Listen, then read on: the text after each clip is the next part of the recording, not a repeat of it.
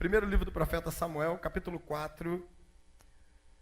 Primeiro livro do profeta Samuel, capítulo 4. 1 Samuel 4. Nós vamos fazer algumas leituras nessa noite. Elas não serão muito lineares, não. Eu vou dar uma passeada aqui no livro do profeta Samuel, no primeiro livro de Samuel. Mas por um propósito, porque eu preciso de cada detalhe da história para nos fazer entender aquilo que Deus quer falar ao nosso coração nessa noite, tá bom? Então, 1 Samuel, capítulo 4, versículos de 1 a 22. 1 Samuel 4, de 1 a 22. O tema da mensagem dessa noite é: onde foi que erramos? Onde foi que erramos? 1 Samuel, capítulo 4, de 1 a 22.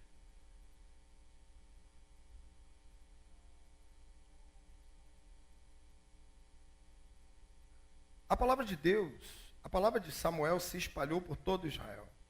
Nessa época, os israelitas saíram à guerra contra os filisteus.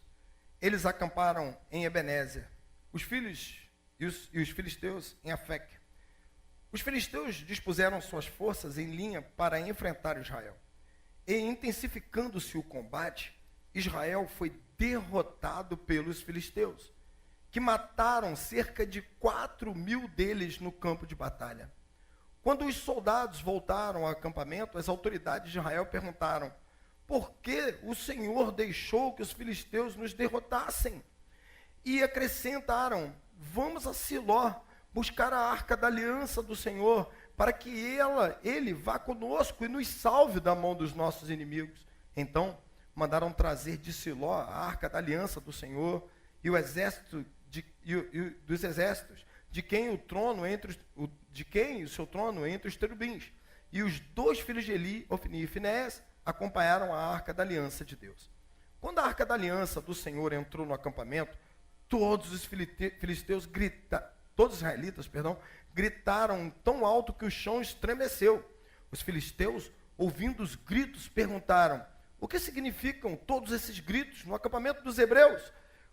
Quando souberam que a arca do Senhor viera para o acampamento, os filisteus ficaram com medo e disseram: deuses chegaram ao acampamento. Ai de nós! Nunca aconteceu uma coisa dessa. Nunca nos aconteceu uma coisa dessa. Ai de nós! Quem nos livrará da mão desses deuses poderosos? São os deuses que feriram os egípcios com todas as espécies de praga no deserto. Sejam fortes, filisteus, sejam homens, e vocês se tornarão escravos dos hebreus, assim como eles foram escravos de vocês. Sejam homens e lutem. Então os filisteus lutaram e Israel foi derrotado.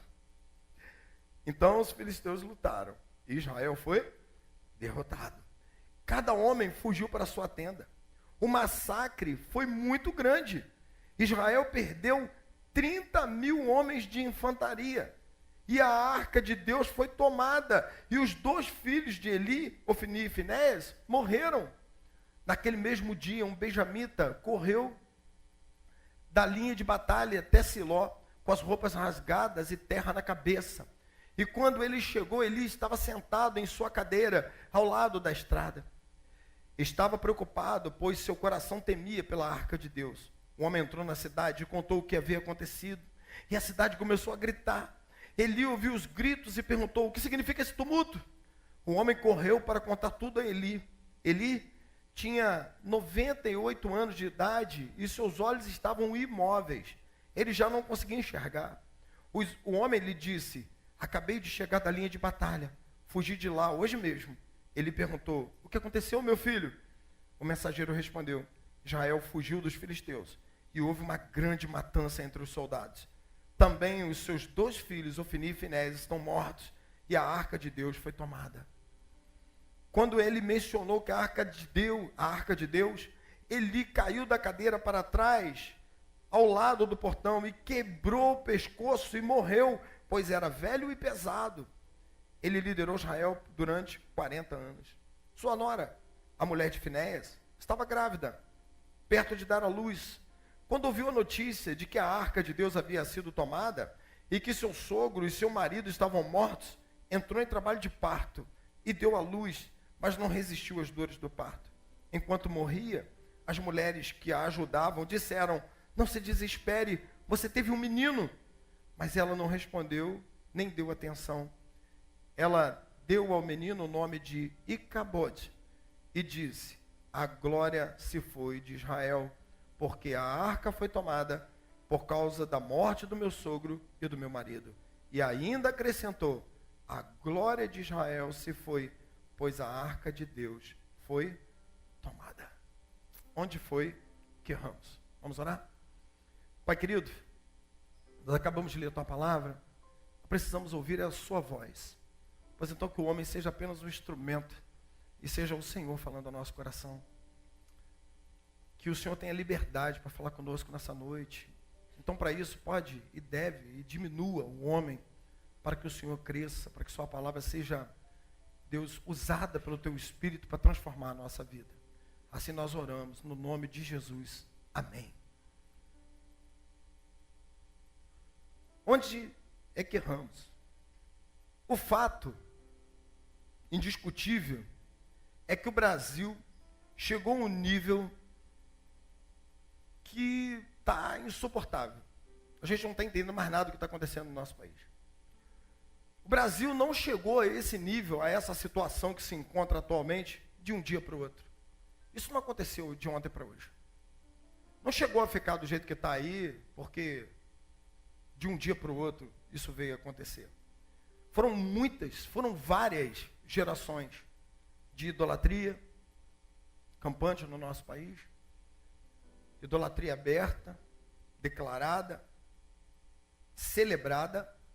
Inclusive tem um dia que o nosso país para celebrar a idolatria. Zombaria a Deus de todos os níveis. Corrupção deslavada e desmedida em vários níveis da sociedade, inclusive no meio do povo. E impiedade, falta de temor a Deus. Imoralidade. Já não é de agora.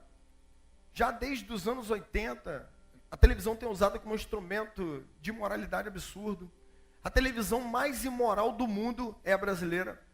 Nenhum outro país tem o nível de televisão que nós temos, de nudez, cenas de sexo explícito à tarde, em televisão aberta, sem classificação etária. Imoralidade, devassidão.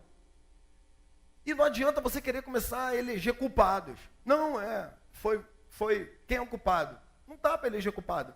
São gerações, são várias gerações que estão chegando a isso aqui, e o país chegou nesse ponto que esse país chegou hoje. O país está fora do trilho, meu irmão, tem muito tempo. E não é só numa área não, são em muitas. A gente culpa uma classe, mas não é, são várias classes. Aliás, o povo, a nossa nação, ela é culpada por tudo isso. Certa vez uma pessoa me perguntou se eu acreditava realmente que todo governo e toda autoridade foi determinada por Deus, como diz a palavra de Deus na carta de Pedro. Pastor, o senhor crê que todo governo ele é instituído por Deus? Falei, eu creio. Você está na Bíblia, eu creio. Nem tenho direito e nem quero duvidar disso. Então quer dizer que todo governo ele é constituído por Deus? Sim. Então como é que chegou nisso que chegou? É porque você não está fazendo a leitura correta. O fato da Bíblia dizer que todo governo é constituído por Deus, não quer dizer que todo governo é constituído para ser uma bênção. Mas quer dizer que Deus constitui governo para não ser bênção? Constitui. Quando? Quem arrisca para mim? Quando que Deus faz isso? Quando Deus está derramando juízo. Nem todo governo ele é constituído para ser uma bênção, não, irmão. Às vezes Deus constitui governos para serem juízos sobre o povo. Ué, pastor, onde tem isso na Bíblia? Um monte de lugar. Nabucodonosor não era homem de Deus, não. Nabucodonosor, ele era um homem que Deus enviou, um ímpio, que Deus enviou para tomar Israel, destruir Jerusalém, porque a impiedade estava tão grande em Israel, que Deus avisou por vários profetas, não foram poucos, foram muitos. Deus avisou, eu vou derramar juízo, eu vou derramar juízo, eu vou derramar juízo. Como não houve conserto do povo, Deus envia Nabucodonosor, que toma Jerusalém, que toma Israel, e agora governa Israel com braço pesado, com grande mortandade. Quem foi que enviou? Lê a Bíblia. Deus, governo constituído por Deus. Mas Nabucodonosor não foi bênção não, irmão. Nabucodonosor foi juízo. Mas um texto não faz doutrina, né? Então vamos caçar outro. Roma, no tempo de Jesus, quando Pilatos pergunta para o povo, não vejo crime nenhum nesse homem, eu não vejo nada nele digno de morte, eu estou achando que ele é inocente, vou soltá-lo, o que eu faço com ele? O que o povo gritou? Crucifica-o, crucifica-o, acerca de Jesus. Ele diz assim, então estou lavando a mão do sangue desse homem, porque não vi nele motivo para ser crucificado. Olha o que o povo respondeu, do lado de fora, do pátio da casa de Pilatos. Caia sobre nós e sobre os nossos filhos o sangue dele, caso ele seja justo. Aí Deus levanta um César, um imperador romano, que domina toda a terra, e vai lá e destrói Jerusalém de tal maneira que eles não sabiam nem onde tinha ficado o templo. A destruição foi tão grande, a mortandade foi tão grande, que diz que o sangue, segundo Flávio José, chegava na altura do freio dos cavalos. Era muita morte. Todo governo é constituído por Deus, mas nem todo governo é constituído para bênção. O fato é, meu irmão, e escuta agora que eu vou te falar, e segura aí, bota o cinto de segurança. Cada povo tem um governo que merece. Porque isso não começa em um dia, nem em dois. Isso não é só uma parte da sociedade, é toda uma sociedade que vem abusando da idolatria, que vem abusando da corrupção, da impiedade, da imoralidade, da devassidão que está o nosso país em anos e anos e anos e anos, e agora o juízo de Deus chegou. Agora chegou a hora do juízo. E começou a tudo sair do trilho. A gente está falando, mas Deus esqueceu? Não, Deus está trabalhando. Deus decidiu que vai trazer juízo sobre a nossa nação. Como eu fiz semana passada, eu vou fazer essa semana. Eu não vim aqui para fazer uma lista dos nossos pecados. Eu não vim aqui para dizer para você que tudo está perdido. Não é essa a ideia do sermão dessa noite. A ideia do sermão dessa noite é falar para você que Deus é longânimo, Ele é amoroso, mas que também Deus Ele é juízo e justiça. Que ao fato, e devido ao fato dele ser longânimo, e que ele não tem pressa em punir, às vezes nós achamos que a punição não vai chegar. Por às vezes nós achamos, Deus é tão longânimo, Deus é tão bondoso, Ele é tão amoroso, que o juízo corre, mas que a graça e o amor correm muito na frente. E Ele vai dando oportunidade, vai dando oportunidade, vai dando oportunidade. E as pessoas vão abusando da oportunidade do amor dele. Mas o juízo está chegando. O juízo está chegando. E quando chega o juízo, então, é tempo de disciplina. É tempo de Deus, então, disciplinar a nossa nação, a começar pela casa de Deus, por mim e por você, para que venha o tempo do refrigério para a nossa nação, irmãos. Eu creio que Deus vai fazer algo melhor. Eu creio que isso tudo que está acontecendo é Deus trabalhando para que algo melhore. Deus está nos disciplinando. E isso é maravilhoso. Como assim, pastor? Quer ver? Tatiana? Hebreus capítulo 12, versículo 5. Carta aos Hebreus, capítulo 12, versículo 5. Olha como é que é bom. Deus está fazendo tudo isso. Deus está movendo nisso tudo. E nós sabemos e entendemos que Ele está movendo. Diz assim a palavra do nosso Deus. Hebreus 12, 5 em diante. Vocês esqueceram a palavra de ânimo. A palavra é de quê, gente? Ânimo. A palavra não é de derrota. O que eu estou falando para você aqui não é para você sair triste, não é para você sair animado. Olha bem, você esqueceu da palavra de ânimo, que Ele lhes dirige como a quem? Como a filhos. Daqui a pouco nós vamos entender tudo isso. Meu filho, não despreze. O que é para a gente não desprezar? A disciplina do Senhor.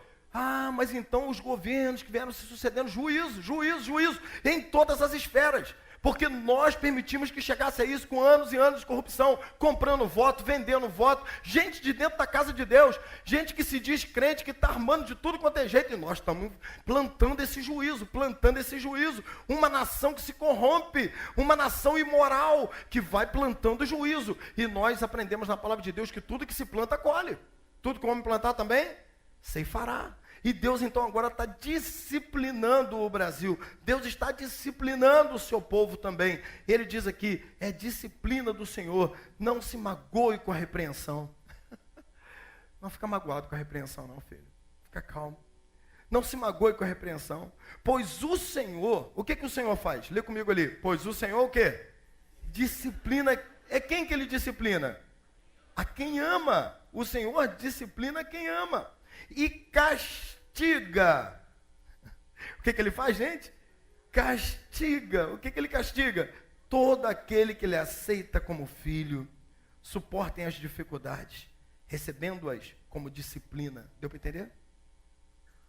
Pastor, mas está muito difícil. Suportem a dificuldade, olhando para a dificuldade como disciplina, oportunidade de fazer direito. Oportunidade de voltar atrás e consertar. E nós vamos aprender nesse texto como fazer. Suportem, recebendo a dificuldade como disciplina. Deus trata como filho, pois qual o filho que não é disciplinado por seu pai? 8. Se vocês não são disciplinados, e a disciplina é para todos os filhos, então vocês não são filhos legítimos, mas sim ilegítimos. Além disso, tínhamos pais humanos que nos disciplinavam e nós os respeitávamos.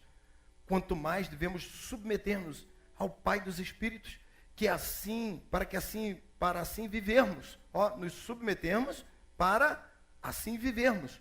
Nossos pais nos disciplinavam por curto período, segundo lhes parecia melhor, mas Deus nos... Olha bem, agora eu quero que você me ajude.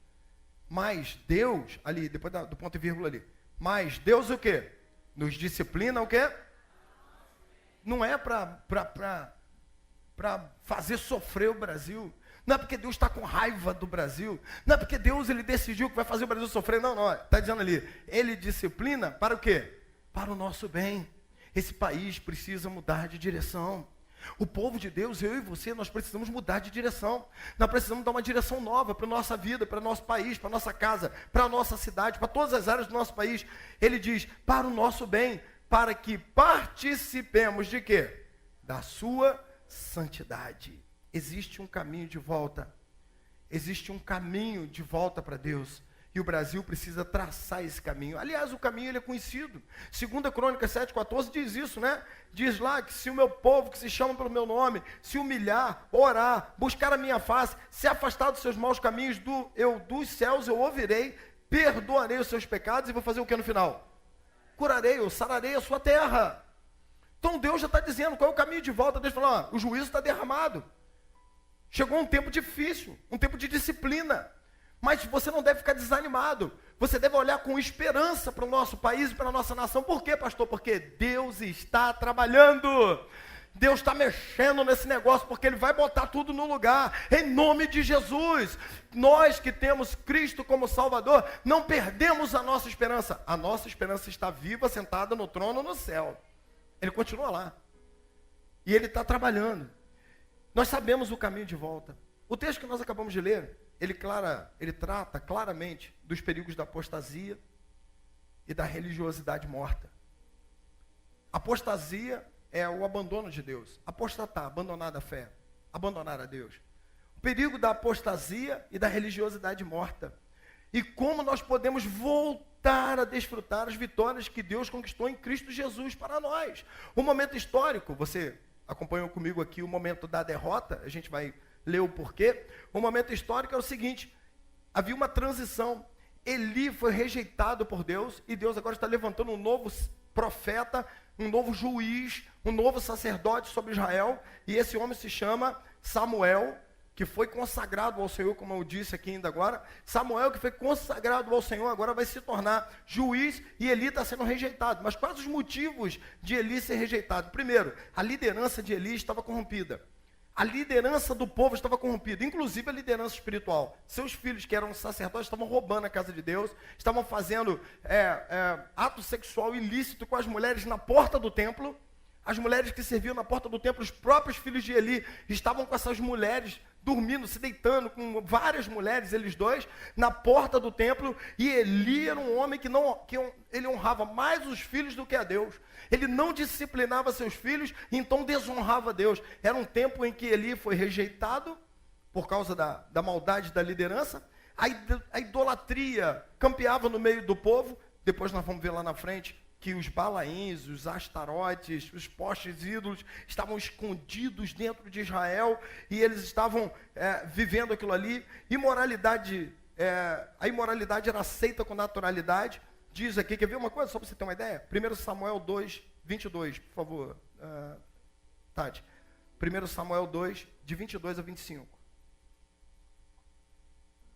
De 22 a 25. Só para você ter uma ideia do que estava acontecendo em Israel. Eli, já bem idoso, ficou sabendo de tudo que os filhos faziam. Os filhos dele faziam tudo de errado. E todo Israel, o que os filhos de Eli se faziam? Que eram os líderes do povo. O que os filhos de Israel de Eli faziam? Se deitavam com as mulheres que serviam o quê? Junto à porta, na entrada da tenda do encontro. Um lugar que foi consagrado para adoração, agora virou um lugar de profanação. Eu vou chegar lá. Por isso perguntou, por que vocês fazem essas coisas? De todo o povo eu ouço a respeito do mal que vocês fazem. Eli foi falar com os filhos. Não, meus filhos, não é bom o que eu escuto, que está se espalhando entre o povo do Senhor. Se um homem pecar contra o outro homem, os juízes poderão intervir em seu favor. Mas se pecar contra quem, gente? Contra o Senhor, quem intercederá por ele? Seus filhos, olha a resposta agora ao que Eli falou. Seus filhos, contudo, o que fizeram? Não deram atenção à repreensão do seu pai, pois o Senhor queria matá-los. Deus falou, vou extirpar esse mal do meio de Jerusalém. Quem é corrigido e não aceita a correção, está pedindo para morrer. Mas pastor, Deus vai matar? Quantas áreas da nossa vida morrem? Morre a tua moral, morre a tua família, morre a tua vontade de viver, morre o seu bom nome, morre a sua casa, morre seu relacionamento com Deus. Diz assim, eles não ouviram, porque o Senhor viu que o coração deles estava endurecido, porque eles não aceitavam a repreensão do Senhor. Eu fico olhando para esse texto, e no capítulo 4, onde nós lemos, e diz que a história é a seguinte, chegando na época de guerra, os filisteus foram guerrear contra Israel. Quando chegaram para a guerra, Israel dispôs de um lado, os filisteus do lado, do outro, e eles foram à batalha. Quando eles foram à batalha, os filisteus prevaleceram e mataram 4.000 soldados de Israel. Os israelitas fugiram, se reagruparam e fizeram uma pergunta: por que o Senhor deixou a gente perder? Por que o Senhor deixou que isso acontecesse? Aí alguém teve uma ideia, falou assim, rapaz, o que aconteceu é que nós não estávamos sem a arca. Nós deixamos a arca lá em Siló. Traz a arca para cá e você vai ver se a gente não vence. Com a arca vai funcionar. Foram lá, pegaram a arca, trouxeram. Quando a arca chegou no arraial, foi um estouro. A turma começou a celebrar. Agora, os filisteus que estavam do outro lado falaram, o que está acontecendo? Os caras perderam 4.000 homens, estão celebrando. Diz que o chão tremeu. O chão tremeu. E aí eles falaram assim, o que é isso? Os deuses chegaram lá, não é possível. E olha só, quando Deus decide fazer juízo, fica sério. Diz que os filisteus tiveram medo. Os filisteus falaram assim, gente, nunca aconteceu isso com ninguém. Dos deuses descerem à terra para ajudar numa luta. Na cabeça deles, aqueles deuses, né? Aqui, inclusive, está com D minúsculo. Dos deuses descerem à terra para poder ficar de um lado de alguém numa luta. Alguém que sabia a história dos hebreus falou, rapaz, sabe o que é? Chegou aqueles deuses que venceram os egípcios, que mataram lá o exército egípcio todo. Aí eles falaram, agora, diante disso, o que era o comum ter acontecido? Os caras terem fugido. Vamos embora, rapaz, vamos sair fora. Mas olha só quando Deus traz juízo. Olha, filisteus, seja homem, lute com força, porque nós vamos vencer. A garra dos caras aumentou. A chegada da arca, em vez de ajudar, o quê? Atrapalhou. Eles vieram, como diz aí o vulgo popular, com sangue nos olhos. Vieram com vontade de vencer. Chegaram lá e entraram mesmo com força. Com a arca do Senhor. Você sabe, a arca era o símbolo da presença. Eu vou falar já sobre isso. A arca era o símbolo da presença. Não traz a presença do Senhor. E quando colocaram a arca, diz a Bíblia que eles perderam a guerra e que agora não 4.000, mas que agora foi um massacre. Versículo 10. Foi um massacre muito grande. Israel perdeu 30.000 homens de infantaria. Na primeira foi 4, sem a arca. Agora com a arca, que é o lugar da presença, diz ali, o massacre foi muito grande. E Israel perdeu 30.000 homens de infantaria. Então agora são 34 mil homens. Sabe o que é isso aqui? Religião morta. Eles estavam distantes de Deus. Eles estavam andando, eles não estavam se importando com Deus, vivendo na impiedade, andando segundo a sua própria vontade, mas agora traz a arca, coloca a arca aqui, que agora com a arca presente nós vamos vencer. Deus, eles esqueceram o que aconteceu com Sansão. Sansão deitado no colo de Dalila. Dalila, vem teus adversários. Ele, arrebentava a corda. O que houve? Não, mentira. Vou dormir de novo. Quando foi, daqui a pouco, ele falou, corta meu cabelo que eu fico fraco. Ela cortou o cabelo e falou, vem os seus adversários. Sansão pensou, levantarei, mas dessa vez arrebentarei a corda e vencerei meus inimigos. Mas diz a Bíblia um detalhe simples. Quem lembra o detalhe? Mas ele não sabia que o Senhor o havia abandonado. Quando ele, agora você não sai mais, Sansão. Agora chegou a hora do juízo. O que o povo de Israel não sabia é que aquela arca não determinava a presença de Deus. Que a religiosidade morta não determina a presença de Deus. Meu irmão, olha só, se nós não nos convertermos, se nós não buscarmos, abandonarmos os maus caminhos, se nós não buscarmos ao Senhor, se nós não nos dedicarmos a orar, a buscar, viver para Deus, não adianta fazer campanha de 7 semanas, de 15 semanas, de 8 semanas, fazer oração com óleo, sem óleo, oração em pé, oração ajoelhado, porque tudo isso é religiosidade vazia, pura. Não adianta bater asa na adoração, voar, gritar, sapatear. Agora tá moda, agora é embolar um com o outro, sair rolando no chão. Pode fazer isso tudo, não vai resolver nada, porque isso é religião morta. Não há relacionamento com Deus. Não, o Deus não está presente naquele negócio. Deus, aquela arca não obrigava Deus a aparecer ali. Eles estavam distantes de Deus. Deus falou, então vai para a luta sozinho. Meu Deus, eu não quero nunca ir para uma luta sozinho. Eu quero sempre que Deus vá comigo. Eu preciso de Deus e você também precisa de Deus. O fato é que eles perderam a arca do Senhor. A arca ainda foi levada. Como resultado disso, essa religiosidade cerimonial, sem vida, eles se perdem de novo, 30 mil homens morrem, e a quantidade de desgraça não para, aumenta. Porque veio um homem trazendo a notícia da derrota, e quando chega em Israel, o pessoal começa a chorar em alta voz. Eli já estava cego, alguns estudiosos dizem que ele tinha catarata a essa altura, já com mais de 90 anos, sentado, ele era muito grande, já era gordo, sentado, e ele fala, o que aconteceu? O que aconteceu? A arca foi tomada e seus filhos morreram. O líder agora do povo cai da cadeira para trás, ele tomba para trás e quebra o pescoço e morre Eli. Como se isso fosse pouco, uma das noras de Eli entra em trabalho de parto, porque estava grávida, com um impacto emocional, ela entra em trabalho de parto, e o parto foi complicado. E ela então não consegue dar à luz, e ela começa a desfalecer, e as mulheres que estavam ajudando falaram para ela, fica tranquila, porque você deu à luz a um menino. Isso era uma grande honra nesse tempo bíblico. Falou, fica tranquila, você venceu, você deu à luz a um menino. E diz que ela não respondeu nada, a não ser o seguinte, bota o nome dele de Icabod, ou Icabô, como eu gosto de falar. Bota o nome dele de Icabô, que significa, a glória de Israel se foi.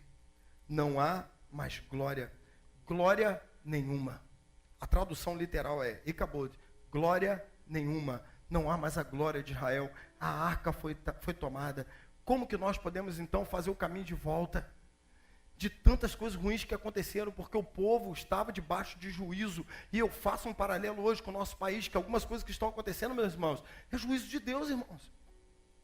A gente olha para um lado, olha para o outro, não vem em quem votar. Você já tem essa sensação? Está sentindo isso? Quem que está sentindo essa sensação estranha?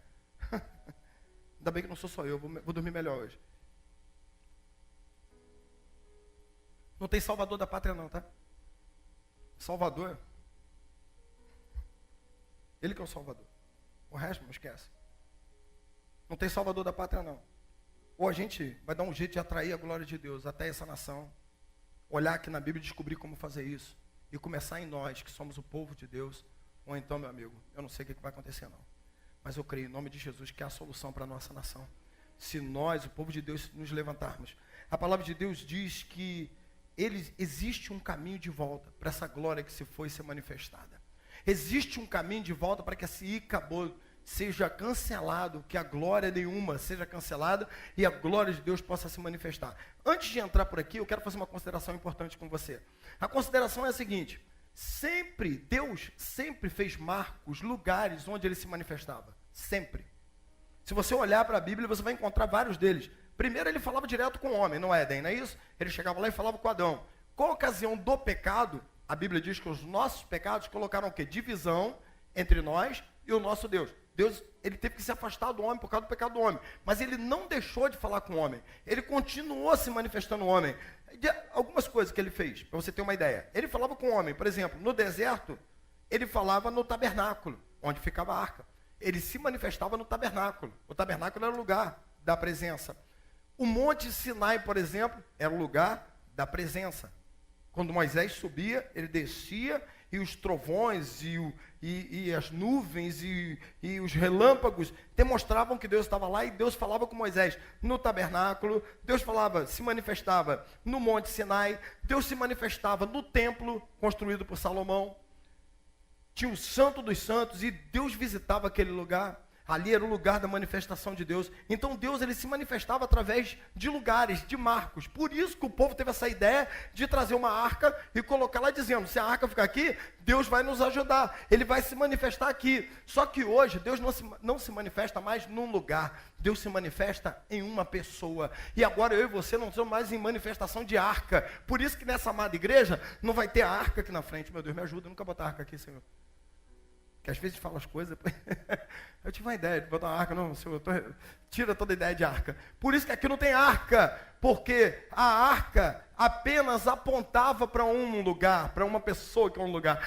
Apenas a arca, o templo, o monte, tudo, o tabernáculo, apenas apontava para um lugar. Apontava para quem, gente? Para Jesus Cristo de Nazaré. Ele é a manifestação máxima da presença de Deus. Se você quer a presença de Deus, você quer a glória de Deus, então você tem Jesus no teu coração, porque aí Deus está com você. 4 pessoas entenderam, obrigado aí pela força aí, tá, Thaís, valeu mesmo. Depois na saída eu pago a pizza lá, eu e você, a gente vai comer a pizza. Hebreus capítulo 1, versículo 3, Hebreus 1, 3. Olha o que diz a carta aos Hebreus, capítulo 1, versículo 3. O Filho, filho com F maiúsculo, significa quem? Jesus. O Filho... Maravilhoso, o Filho. Aí vem Isaías, né? Um filho se nos deu, é ele aqui. O Filho é o resplendor da glória de Deus. A expressão, o que, gente? Exata do seu ser.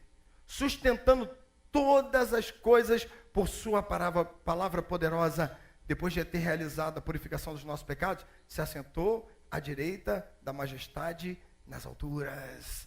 O Filho é o resplendor da glória. O Filho é a expressão exata do ser de Deus. E o Filho habita no meu e no teu coração pela fé, porque Ele é o nosso Senhor. Então a glória agora não se manifesta mais com a arca. Agora a glória se manifesta em Jesus Cristo. Jesus é a glória de Deus. O discípulo falou para ele, Senhor, mostra-nos o Pai, isso basta. Ele falou, você está andando comigo há 3 anos, não entendeu? Quem vê a mim, o quê? Vê o Pai. Porque eu e o Pai somos um. Então quer dizer que o Filho se manifesta, o Pai se manifesta através do Filho. E quem tem o Filho, tem o Pai. Hoje nós não precisamos de arca, nós precisamos de Jesus. Não adianta fazer uma arca, trazer para cá e começar a orar por arca. Nós temos que entregar a nossa vida a Jesus e andar com Jesus. Precisamos voltar para Deus em oração. Precisamos voltar para Deus, para que a glória de Deus se manifeste sobre a nossa nação. Algumas coisas que eu vejo nesse texto, são 4 coisas. Eu quero compartilhar com você para a gente encerrar. Primeira delas, como que podemos fazer para que a glória de Deus volte ao nosso país? Para que a glória de Deus volte à nossa vida. Para que a glória de Deus brilhe na nossa casa. Para que a glória de Deus brilhe na nossa cidade, no nosso estado, em todo lugar que formos. O que precisamos fazer? 1 Samuel capítulo 7. 1 Samuel 7, versículo 2. 1 Samuel 7, 2. 1 Samuel 7, 2. Ó, tá rápido mesmo, Mateus. 1 Samuel 7, 2. Diz assim: a arca permaneceu em Kiriat Jearim muito tempo. Foram 20 anos. E todo o povo de Israel, olha o detalhe disso aqui, lê comigo. E todo o povo de Israel o quê? Buscava o Senhor com súplicas. O caminho de volta para a glória de Deus. O caminho para a manifestação da glória de Deus sobre a nossa nação em primeiro lugar, irmão. Nós precisamos voltar a orar. É a oração. Ele diz aqui, todo o povo de Israel buscava o Senhor com súplicas. Não existe outro caminho, não existe outra saída, se não nos humilharmos diante do Senhor em oração e clamarmos pelo nosso país e pedirmos a Deus que venha com poder e glória e intervenha nessa nação, onde o homem não vai conseguir fazer, onde política não vai conseguir fazer, onde partido não vai conseguir fazer, onde economia não vai conseguir fazer. Deus, com seu poder, pode entrar e fazer tudo novo, para a glória do nome dEle, porque eu creio num Deus poderoso, que continua agindo no mundo hoje, e que quando o seu povo clama, Ele vem em favor do seu povo. Meu irmão, deixa eu falar um negócio para você. Olha, Facebook não vai resolver. Oração vai. Forjar fake news não vai resolver. Passei um sufoco com fake news, eu não sabia escrever fake news. Aí eu escrevi um negócio, mas não tenho coragem de publicar, porque eu acho que está errado. Eu falei, como escrever fake news? Eu falei, eu acho que essa minha fake news é fake. Não podia perder essa. Facebook não resolverá. Forjar fake news aí, se você faz isso, pede perdão a Deus, hein? Isso vai dar problema. Não resolverá. Ativismo. Não, vou ser rafileiros na internet. Deixa eu repetir para você. Internet não vai resolver não. O que vai resolver é dobrar o joelho e orar. Se o meu povo que se chama pelo meu nome se humilhar e navegar.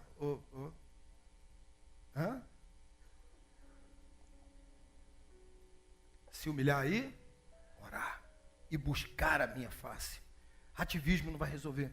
A glória de Deus não voltará à nossa vida, à nossa casa, às nossas famílias, ao nosso coração, à nossa nação. Não vai ter outro início, não vai ter outro start, não vai ter um outro fator motivador para essa glória voltar, senão o fato de dobrarmos os nossos joelhos e orarmos.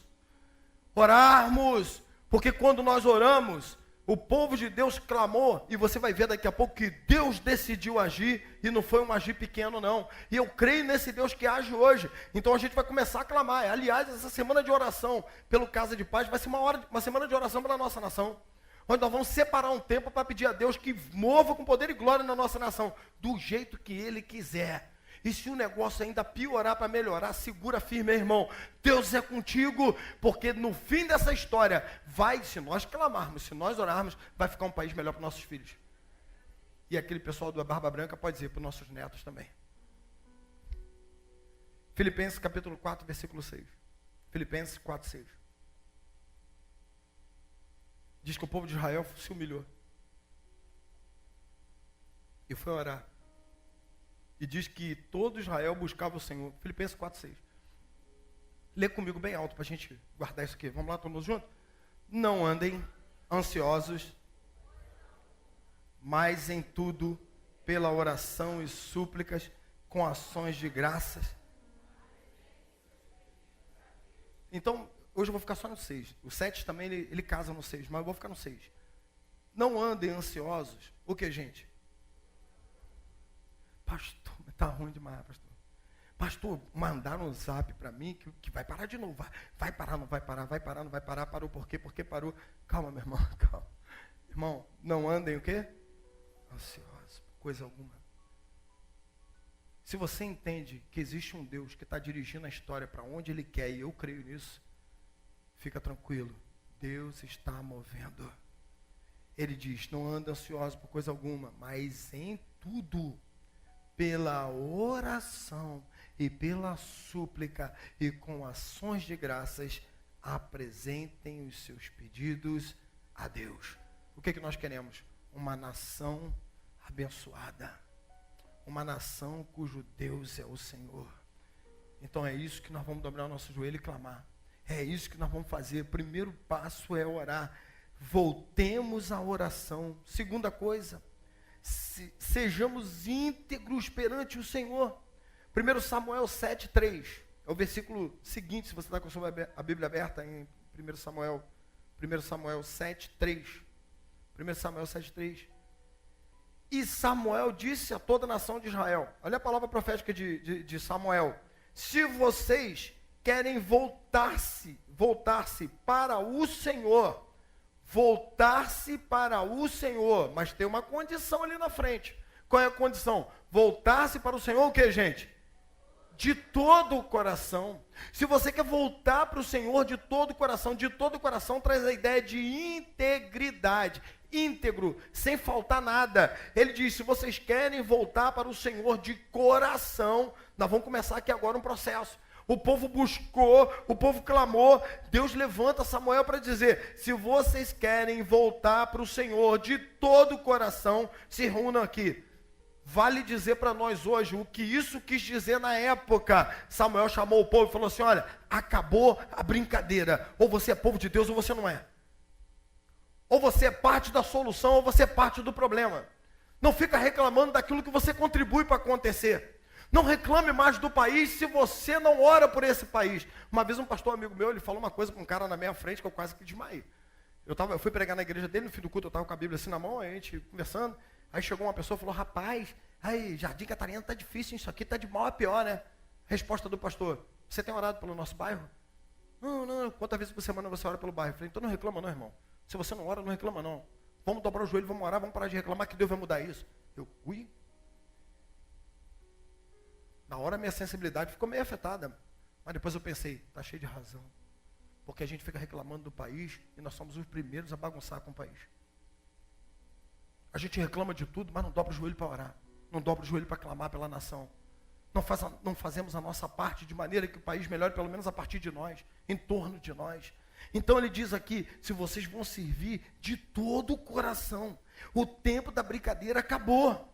Chegou o tempo que o povo de Deus precisa se levantar em santidade, meu irmão. Que nós precisamos buscar de maneira sincera, meu irmão. De maneira honesta, diante do Senhor. Tem que parar o povo de Deus, a nação do Senhor. O povo que se chama pelo nome do Senhor. Precisa parar de brincar com Deus. Porque essa religião vazia não vai mudar o nosso país. Esse país só vai mudar o dia que esse povo poderoso, que serve a um Deus santo, entender isso e se levantar em santidade, em transformação de vida e falar, Deus, muda esse país a partir de mim. Comece em mim, Deus, porque eu vou ser a mudança que esse país precisa. Quem sabe, meu irmão, aí Deus vai usar a igreja brasileira para transformar essa nação. Enquanto nós não tomarmos posição, enquanto não fizermos isso com integridade, enquanto nós de fato não tomarmos a posição de fazer isso com integridade, no temor do Senhor. Integridade significa temer a Deus, largar a impiedade, parar de andar em banco de igreja brincando com Deus. A gente precisa sentar nesse negócio e falar assim, Deus, conta comigo, porque se o Senhor quer mudar o Brasil, comece em mim. Alguém aqui pode falar isso, em nome de Jesus? Comece em mim, Senhor, comece em mim. Bota pra gente aí, Tati, por favor, Provérbios 19, 23. Provérbios 19, 23. Olha como é que é importante o temor do Senhor no meio da igreja. Olha como é que isso vai mudar. Provérbios 19, 23. Lê comigo, todo mundo junto, em nome de Jesus. Vamos lá? O temor do Senhor. Quem o teme?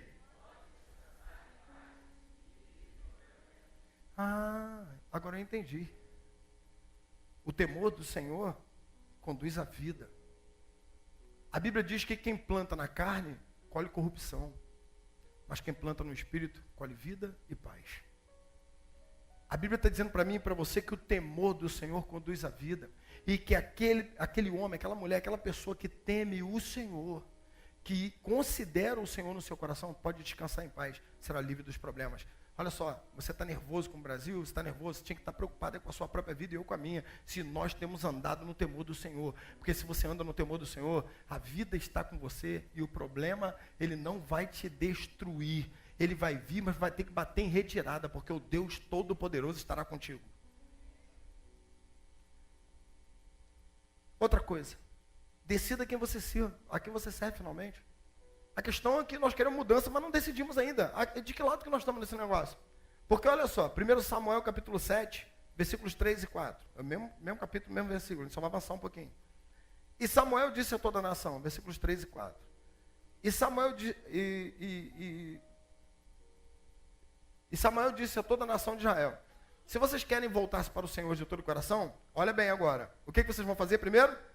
Livre-se então o quê? Livre-se dos deuses estrangeiros. Mas o quê?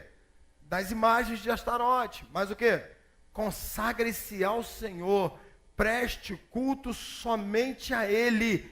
E Ele os libertará das mãos dos filisteus. lance fora toda idolatria, consagre-se ao Senhor. Pastor, para aí, pastor, para aí. Idolatria, essa não cai, essa para mim não. Eu não tenho parte com esse negócio não, de idolatria não. Lá em casa não tem ídolo nenhum não. A gente não tem ídolo não. Meu querido, olha só. Ídolo não significa imagem só não. Tudo que toma o lugar de Deus na sua vida é ídolo. Eu não tenho ídolo. Nós temos muitos ídolos. Nós temos sido um povo que se diz povo de Deus, mas idólatra. Alguns de nós fazem ídolos por todos os lados. Tem o ídolo da amizade. Tem o ídolo da avareza, do dinheiro. Que para ter dinheiro eu faço qualquer coisa. Não interessa o que Deus diz. Ainda que Deus diga que aquilo não está certo, eu vou fazer porque eu preciso do dinheiro, eu quero dinheiro. Aí ele virou um ídolo. E esse ídolo, ele é até complicado, porque ele tem até nome, né? Como é que é o nomezinho dele? Mamon. Aí você bota lá o... Oh, Mamon, que bom que você veio me ajudar, porque o Deus do céu não pode fazer isso. Decida quem você serve. O dinheiro é um ótimo servo, mas é um péssimo senhor. Podemos ter dinheiro, o dinheiro que não pode nos ter. Quando o dinheiro tiver você está envolvido com um ídolo de primeira categoria, complicadíssimo. E o pior de todos os ídolos, o ídolo do eu. Quando eu sou o ídolo, a minha satisfação fica acima do temor do Senhor. Se eu gosto, eu vou fazer e tudo bem. Ainda tem uma turminha ainda que ainda diz assim, fazer o quê? Deus me fez assim. Deus te fez assim nada, rapaz. O nome disso é pecado. Isso, você foi deturpado pelo pecado. E você não está entendendo, você está brincando com quem você não deveria brincar. Você reclama do país, mas se não começar em mim, se não começar em você, a gente não tem do que reclamar não. O negócio não vai mudar não. Então para trazer a glória de volta, a gente tem que lançar fora os ídolos. E temos que buscar somente o Senhor. Um corpo lavado pelo sangue de Jesus não pode andar em prostituição, em imoralidade. Não pode, porque você foi comprado pelo sangue de Cristo.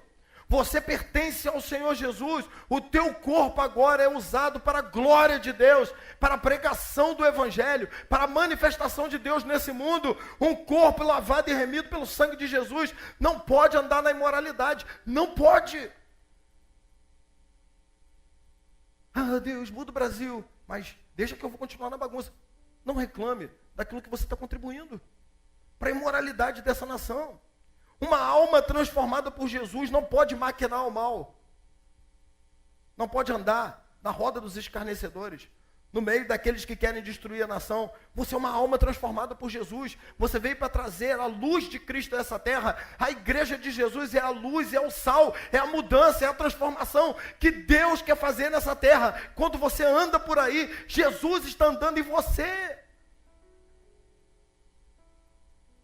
Deus muda a nação. Deus falou, então começa, filho, porque eu vou começar em você. Começa lá na sua casa, porque eu vou começar em você. Começa lá naquele setor de trabalho, porque eu vou começar em você. Começa lá na sua família, porque eu vou começar em você. Corpo lavado e remido pelo sangue de Jesus não anda em motel, meu irmão.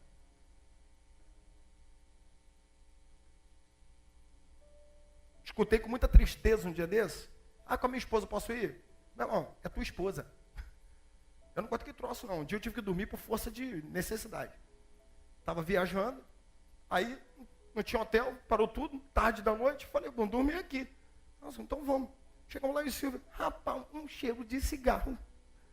Falei, Jesus, vou dormir sentado.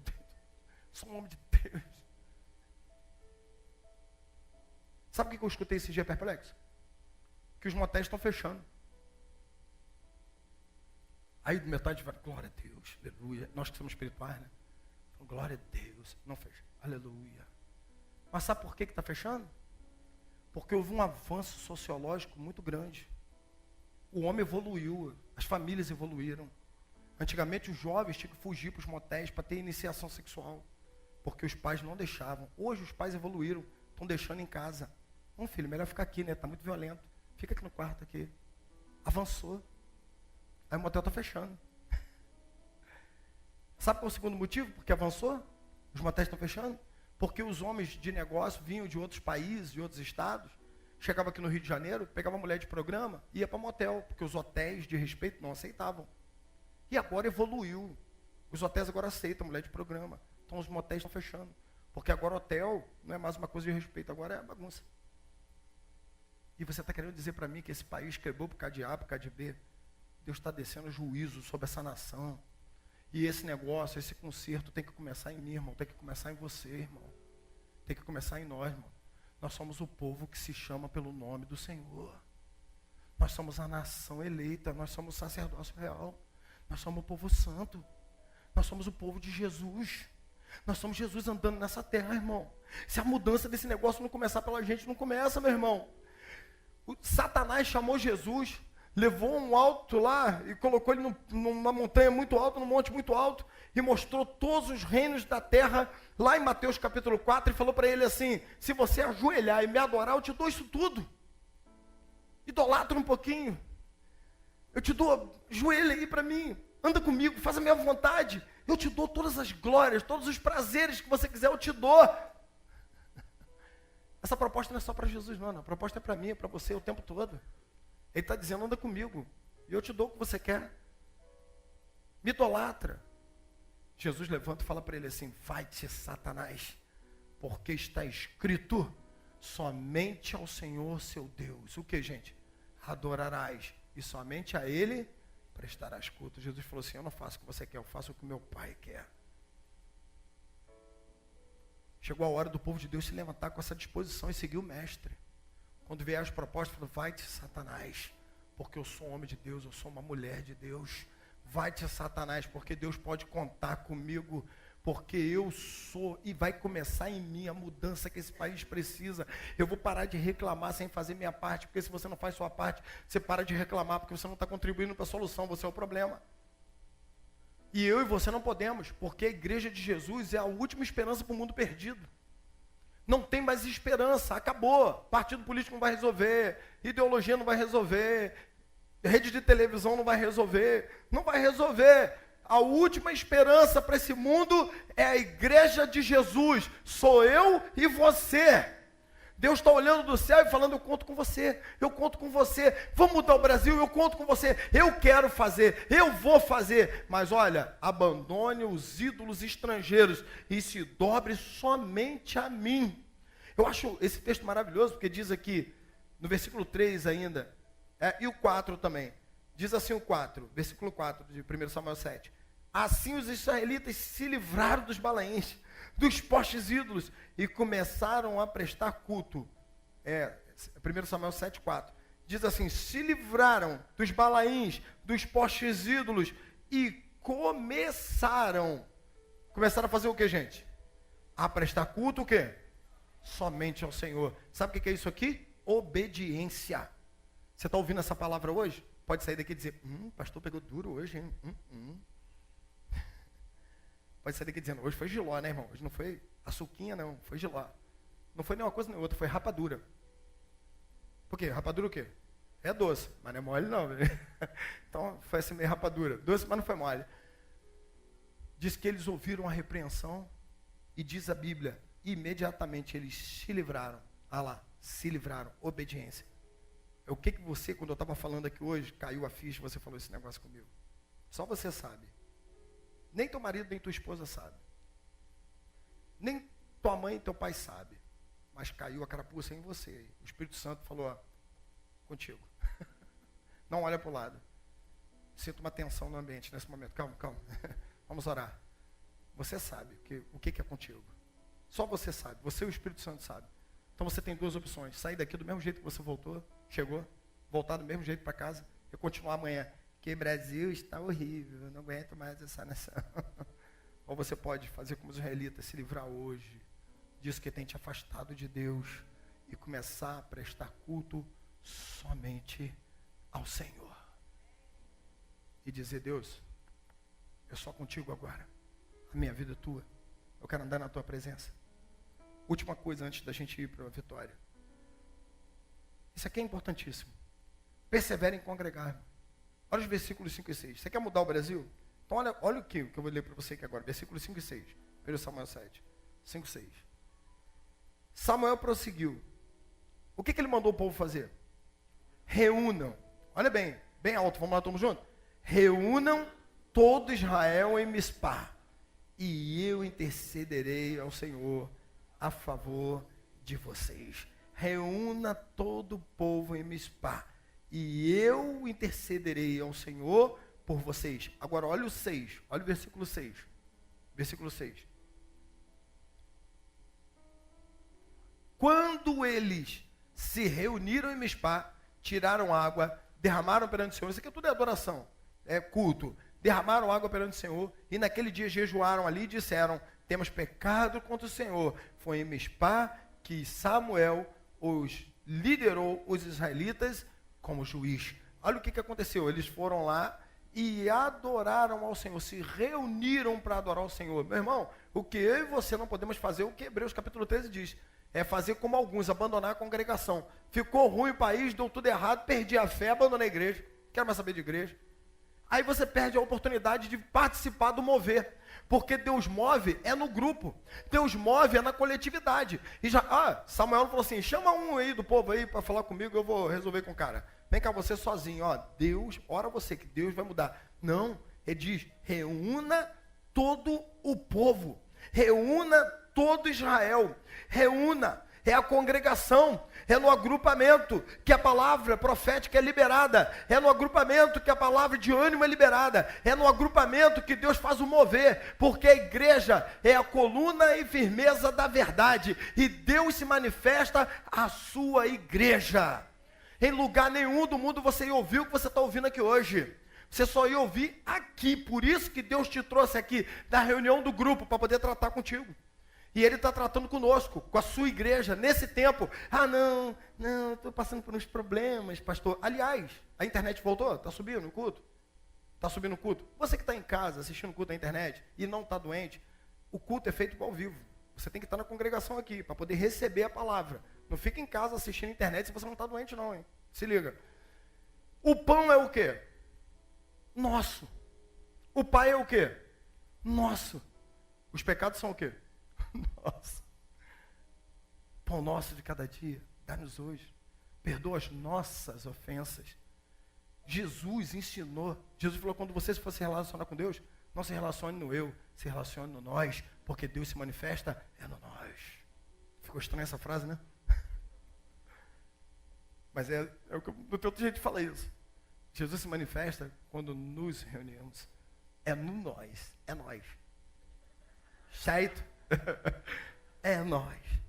E quando nós nos reunimos, fica lindo. Ele libera uma palavra. Samuel se levanta e libera uma palavra de vitória, falando: olha, Deus ouviu a nossa oração.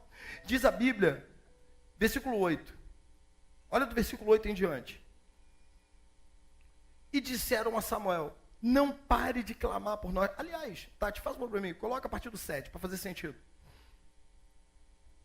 O povo ora ao Senhor. O povo confessa o pecado ao Senhor, confessa o pecado, fala: temos pecado contra o Senhor, no 6, né? Temos pecado contra o Senhor. Aí diz que em Mispá, Samuel liderou os israelitas, falou: junta todo mundo aqui. Quando os filisteus souberam que os israelitas estavam reunidos em Mispá, os governantes dos filisteus saíram para atacá-los. Quando os israelitas souberam disso, ficaram com medo. É claro que ficaram com medo. Eles perderam 34 mil homens na batalha. Perderam 4 no dia, 30 no outro. O que será de nós agora? Só que no primeiro dia com 4, eles foram em pecado, abandonaram Deus. Quando perderam 30, estava com a arca, mas a religiosidade era vazia, estava dentro da igreja, mas não adorava, não tinha sua vida consagrada ao Senhor. Agora, eles estão reunidos na presença de Deus, eles lançaram fora todo ídolo, eles agora estão com o coração completamente, totalmente entregue nas mãos do Senhor, e agora eles pediram a Samuel: Samuel, não pare de clamar por nós, clame ao Senhor, versículo 8, e disseram a Samuel: não pare de clamar por nós, clame ao Senhor nosso Deus, para que nos salve das mãos dos filisteus. Olha que o coração deles agora está sedento por Deus, estão acreditando mais no braço deles, mas no poder de Deus. Então Samuel pegou um cordeiro, o cordeiro tinha que estar aqui no meio, né? A solução sempre será o cordeiro, amém, irmã? É o cordeiro de Deus. Pegou um cordeiro, ainda não desmamado, ofereceu o cordeiro no holocausto ao Senhor. O cordeiro no holocausto ao Senhor resolve todas as coisas, que o cordeiro de Deus possa solucionar todas as coisas da sua vida, meu irmão. E o Senhor, em favor de Israel, o Senhor lhe respondeu. Olha o que diz o final do 9. Em favor de Israel. E o que aconteceu aqui? O Senhor o quê? Respondeu. Samuel foi lá e falou, Senhor, nós vamos para a guerra de novo. Samuel falou, Senhor, o exército do Senhor está indo para a batalha de novo. Senhor, da primeira vez foi 4.000. Da segunda vez foi 30.000. Só que agora nós estamos nas tuas mãos. Abençoa, Senhor, o teu povo. Luta pelo teu povo, Senhor. O nosso coração é teu, Senhor. Nós lançamos fora, Senhor, tudo que era desagradável, Senhor, do meio do nosso povo. Não tem mais idolatria não, Senhor. Nosso coração é totalmente seu. O povo precisa de ti, Senhor. E diz, o Senhor lhe respondeu. Olha a diferença quando a glória é atraída. Versículo 10. Enquanto Samuel oferecia o holocausto, os filisteus se aproximaram para o combate. Uma coisa que eu preciso falar para você. O fato deles buscarem a Deus não tirou o combate. Eis que Samuel orou e os filisteus falaram, quer saber, não vamos lutar com Israel não, vamos embora. Aí era mole, né? Aí todo mundo queria, né? Aí é teologia da prosperidade, não é batista o negócio. Tem que ter batalha para ser batista. Não, os filisteus estão indo. Senhor, aí diz que os filisteus não desistiram. Eles foram e aproximaram-se para combater com Israel. Agora olha que coisa linda, em nome de Jesus, olha que lindo. Naquele dia, porém, há um porém, agora Deus está no negócio. Antes Deus não estava, eles estavam em pecado, eles estavam na idolatria, eles não queriam saber de Deus, estavam andando na impiedade, a religião era mentirosa, era uma religião falsa, não tinha coração, não estavam buscando a Deus. Diz assim, porém, o Senhor trovejou com fortíssimo estrondo contra os filisteus e os colocou em pânico e foram derrotados por Israel. Vamos para a luta.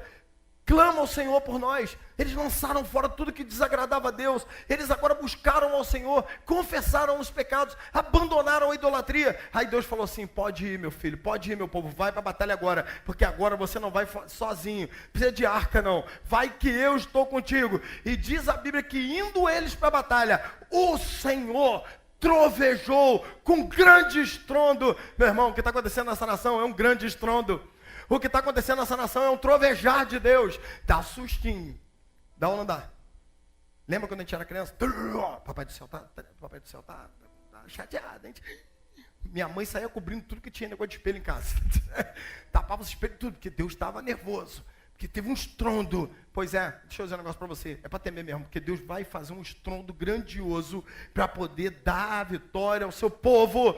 Se nós buscarmos, se nós orarmos, se nós nos humilharmos, se nós colocarmos a nossa vida diante de Deus integralmente, prepare-se, vai começar em você o grande estrondo que vai mudar essa nação, em nome de Jesus. Mas a cidade é muito pequenininha para mudar a nação. Você acha que Nazaré era grande? Já ouviu falar de Nazaré? Sabe o que os arqueólogos falam de Nazaré? Não existe. Que era tão pequeno que ninguém achou. Aí um dia desse, um arqueólogo daquele teimoso, continuou cavando, achou um lugarejo, leste de Israel, onde julgava-se seja, com um cemitério. E o número de pessoas que estavam enterradas naquele cemitério sugeria um lugarejo. Adivinha que lugarejo é esse? Nazaré. Desse lugar pequenininho, chamado Nazaré, saiu aquele homem que dividiu a história da humanidade. Então não se diminua, não diminua os pequenos começos. Pode começar aqui, vai começar aqui, se eu e você colocarmos o nosso coração na presença do Senhor. Estrondou, com grande estrondo, e venceu os filisteus, e os colocou em pânico, e eles foram derrotados por Israel. Olha o resultado disso. Os soldados de Israel saíram de Mispá, e perseguiram, eles que antes fugiam, agora perseguem. Antes eles estavam fugindo dos filisteus. Agora eles estão atrás dos filisteus. Sabe aquele negócio que você está desesperado de medo? Então, você vai vencer em nome de Jesus. É o problema que vai ter que correr de você. Olha agora, profecia. Depois de que Batista não profetiza. Não tem aquele gerente de banco que você está correndo dele? Vai inverter, ele vai correr atrás de você. Só que no bom sentido. Porque Deus vai entrar nesse negócio se você acertar a tua vida com ele. Enquanto oravam, diz que Deus muda a circunstância. E diz que eles perseguindo os filisteus, até um lugar abaixo de Betcar, matando-os pelo caminho. Então Samuel pegou uma pedra, ergueu entre Mispa e Sem, e deu o nome, qual é o nome que deu? Ebenezer, dizendo, até aqui o Senhor nos ajudou. Aleluia! Andando em pecado, longe de Deus, em idolatria, desagradando a Deus, fingindo que adorava, porque a arca estava lá, mas ninguém queria saber de Deus. Vem os filisteus, matam 34 mil, e aí Cabode, vergonha, a glória se foi, não há mais glória alguma para o povo de Israel. Agora nós oramos, nós nos consertamos, nós buscamos, nós jejuamos, nós nos colocamos diante dele, nós clamamos a ele que cuide de nós entregamos o nosso coração todinho para ele. Aí antes era Icabode, agora pega a pedra, coloca aí, é Ebenezer, é pedra de ajuda. A palavra Ebenezer significa pedra de ajuda, agora é pedra de ajuda. Antes era vergonha, agora é a glória manifesta. Meu irmão, olha, em nome de Jesus, o tempo da vergonha passa. Nós precisamos buscar o Senhor de todo o nosso coração, porque tem um tempo onde nós vamos poder dizer, Ebenezer é uma pedra de ajuda. O Senhor nos ajudou. Até aqui nos ajudou o Senhor. Eu confesso que eu tinha uma coisa com esse texto. Eu falava assim, por que Samuel vai falar esse negócio aqui? Parece até falta de fé. Vencemos a batalha. Aí ele diz, até aqui o Senhor nos ajudou. Esse negócio de fazer o marco, botar pedra, ele é muito interessante. Porque falar botar uma pedra, na nossa cabeça hoje, é botar uma pedra. Não é botar uma pedra, é fazer um altar de pedra. No local onde aconteceu a batalha, lá em Mispa, eles colocaram lá, faziam um altar, um montão de pedra. E depois de anos, passando um filho por ali, com o pai, um neto, com o avô, olhava aquele monte de pedra e sabia que aquilo ali era um memorial. Esse nome, inclusive, é muito bonito, memorial.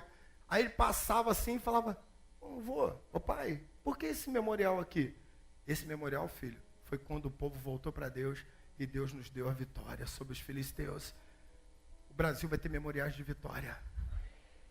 Nesse tempo é tempo de vergonha, é tempo de Icabode, mas que comece em mim e em você, irmão, a busca pela mudança, para que possamos dizer depois, até aqui nos ajudou o Senhor. Por que até aqui?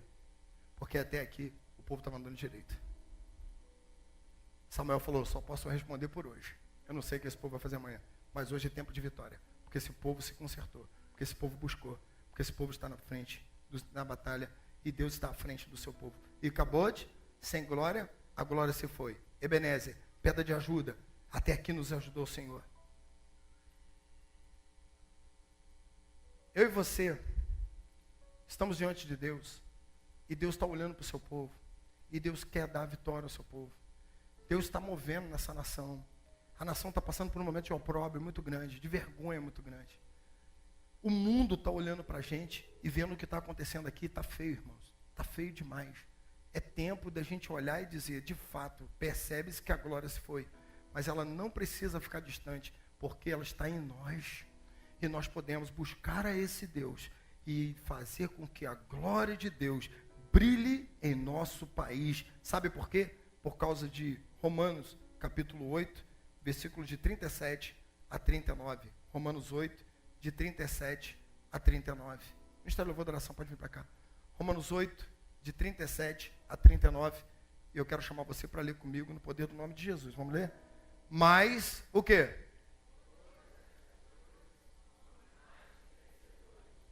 Por meio daquele, pois estou convencido, nem os anjos, nem os demônios, nem o presente, nem o futuro, nem quaisquer outros poderes, nem altura, nem profundidade, nem qualquer outra coisa na criação será capaz de nos separar do amor de Deus que está em Cristo Jesus, nosso Senhor. Ah, pastor, o país está ruim demais. Você é mais que vencedor em Cristo Jesus. E o instrumento de mudança para essa nação é você, vitorioso. É você, vitoriosa. Toma posse dessa palavra, conserta a sua vida e clame ao Senhor. E nós vamos ver o resultado disso, desse país sendo colocado de ponta para cima. Fique de pé em nome de Jesus.